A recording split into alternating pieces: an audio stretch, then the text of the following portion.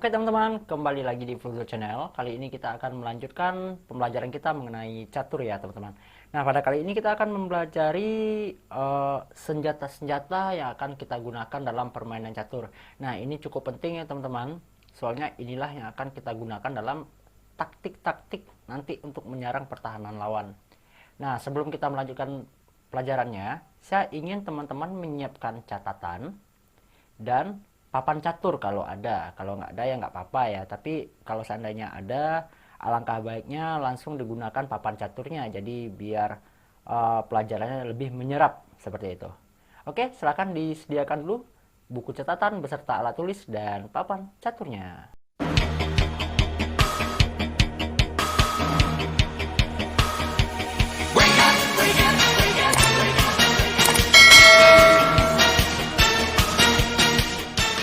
Oke, sudah siap ya teman-teman. Nah, sekarang kita akan belajar yang namanya senjata yang pertama yang akan kita gunakan itu namanya pinning atau pin. Pinning atau pin atau penguncian, yaitu kita mengunci bidak lawan sehingga bidak lawan itu tidak bergerak, tidak bisa bergerak. Ataupun kalau seandainya bidak yang telah kita kunci itu bergerak, maka akan menimbulkan kerugian bagi lawan kita tersebut. Baik, mungkin kalau saya jelaskan secara teori, mungkin teman-teman ngambang ya pengertiannya. Sekarang kita langsung masuk ke prakteknya saja. Oke, kita langsung masuk ke praktek ya teman-teman.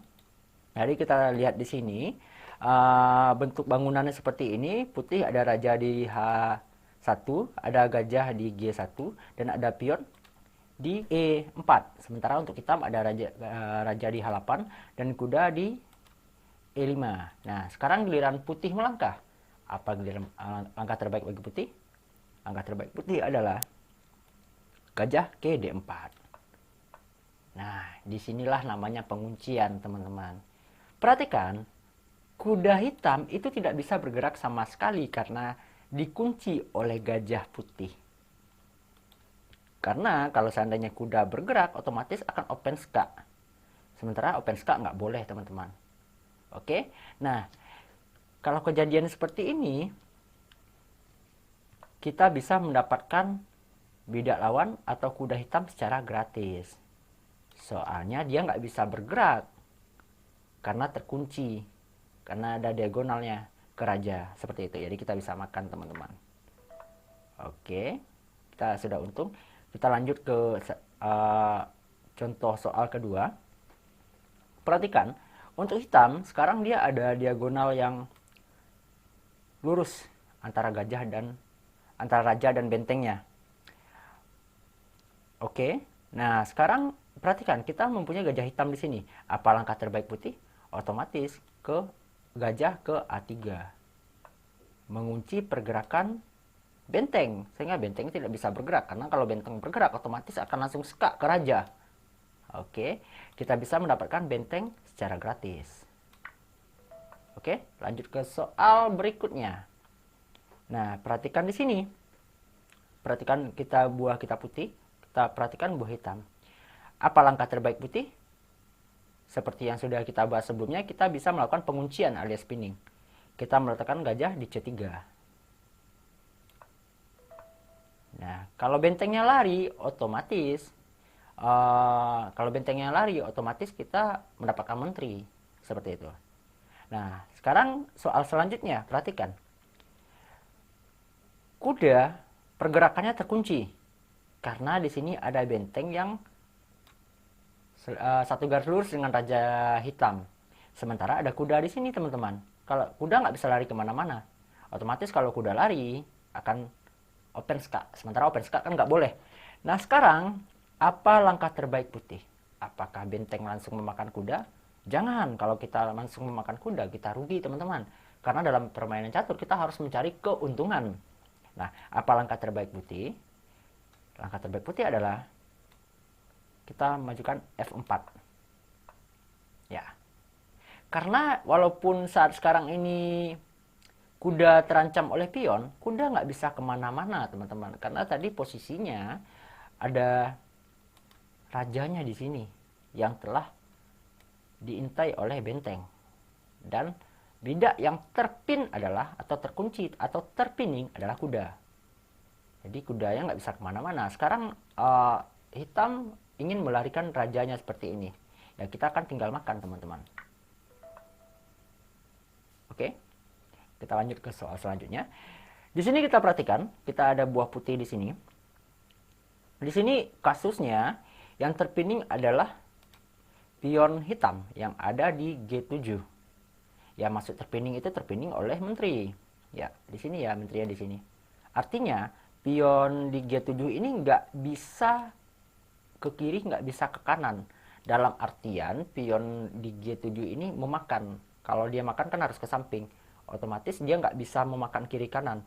Jadi kalau kita nggak bisa makan kiri kanan pionnya, otomatis kuda di F6 ini nggak ada yang jaga teman-teman. Pion ini nggak bisa makan ke samping, nggak bisa makan ke samping di sini karena terbuka, akan open. Jadi karena seandainya kudanya ini nggak ada yang jaga, nah dengan posisi buah kita seperti ini kita bisa makan ke sini teman-teman. Karena nggak mungkin, ya kan? Kita bisa untung 1 perwira. Oke, nah sekarang kita lanjut ke pembahasan selanjutnya. Nah, silakan keluarkan dulu catatan teman-teman. Saya ingin teman-teman mulai mencatat mulai hari ini. Jadi catatan ini semakin teman-teman mencatat itu semakin teman-teman memahami. Nah, nanti catatan ini bisa juga teman-teman ajarkan ke teman-teman teman yang lain seperti itu. Oke, yang pertama silakan dicatat dulu. Saya catatkan notasinya. Yang pertama, putih memiliki raja di E1, benteng di A1, dan E2. Nah, hitam mempunyai raja G4, kuda D4, dan E7. Nah, silakan disusun dulu, dicatat dulu. Nah, setelah dicatat, silakan disusun bentuk bangunannya di atas papan catur, teman-teman. Oke, jika sudah, oke, inilah bentuk bangunannya. Kita cek dulu, raja di E1 sudah, benteng di A1 sudah, E2 sudah. Nah, untuk hitamnya itu ada raja di G4 sudah, kuda di D4 sudah, dan E7. Oke. Nah, sekarang giliran putih melangkah. Apa langkah putih terbaik? Apa yang bisa kita kunci? Apa yang bisa kita pin dari bentuk bangunan ini?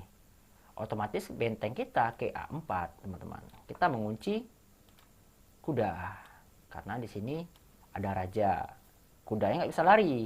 Nah, sekarang hitam berinisiatif untuk membela kudanya dengan menggerakkan E5, menjaga kuda.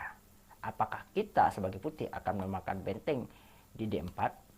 Jawabannya tidak, teman-teman, karena kita akan rugi. Seperti yang saya bilang tadi, kita mencari keuntungan.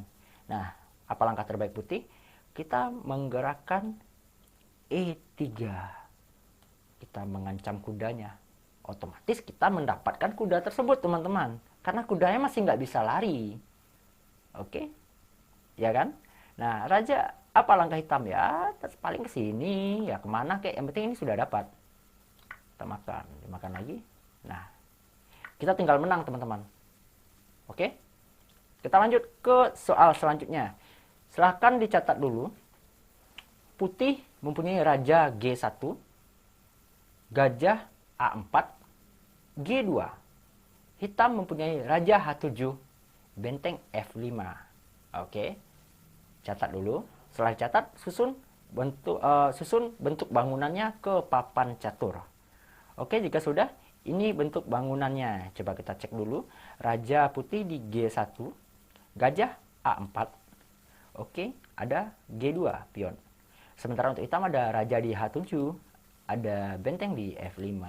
Nah, sekarang apa pergerakan terbaik putih, teman-teman? Apa yang bisa kita kunci? Dari bentuk bangunan ini kita bisa melakukan penguncian apa? Ya, otomatis penguncinya di sini, teman-teman. Gajah ke C2. Yang dikunci adalah benteng. Dikunci adalah benteng. Tujuannya ya ke raja. Nah, saat sekarang ini hitam nggak mau rugi. Dia mendekatkan rajanya ke arah benteng, yaitu raja ke G6. Tujuannya kalau seandainya gajah makan ini, dia bisa makan balik. Seperti itu. Nah, sekarang apa langkah terbaik putih? Apakah putih langsung memakan benteng? Ya enggak, teman-teman. Kita mencari keuntungan. Caranya sodok lagi pakai pion. Kita dapat benteng secara gratis. Karena dia nggak bisa bergerak sama sekali bentengnya sekarang. Karena bentengnya terpining oleh gajah. paling raja langkah ke sini. Ya teman-teman boleh memakan pakai pion, boleh makan pakai gajah pun boleh. Seperti itu.